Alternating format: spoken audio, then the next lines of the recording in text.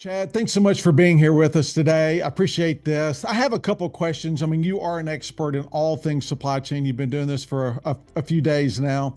Um, why are so many health systems building consolidated service centers? I mean, what is the advantage and why should they do that? Yeah, great question, Hayes, and I appreciate your time today. There are several advantages to having a consolidated service center. First and foremost, product availability. In the times now where it is so difficult with back orders or raw material shortages, which cause a number of issues with distributors. If you have a consolidated service center and you negotiate direct with a supplier, you're treated as a distributor. So your allocations are higher, you're first in line to get product. And by buying in bulk and keeping more inventory on hand, it does tie up dollars, but those are assets.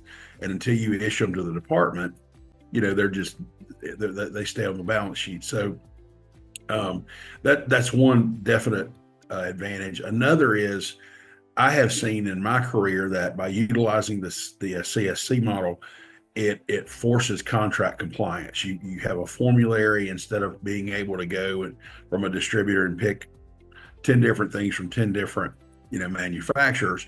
You're like, okay, well, the distribution center has three items, all been approved through value analysis and the clinicians. These are what we stock, and this is what we're going to distribute. So that drives contract compliance as well as standardization throughout the system. And I would say one of the last things, Hayes, is the way you approach things with your customer base. Almost in every case, you can be more nimble having a CSC instead of having to wait on the distributor or something. Now, I will say this: there are things that don't make sense to run through a consolidated service center. You have a smaller footprint of physician practices and things in those areas where it maybe makes sense to negotiate with a distributor to handle that volume. But your A and B mover items really makes sense to me to run through a CSC.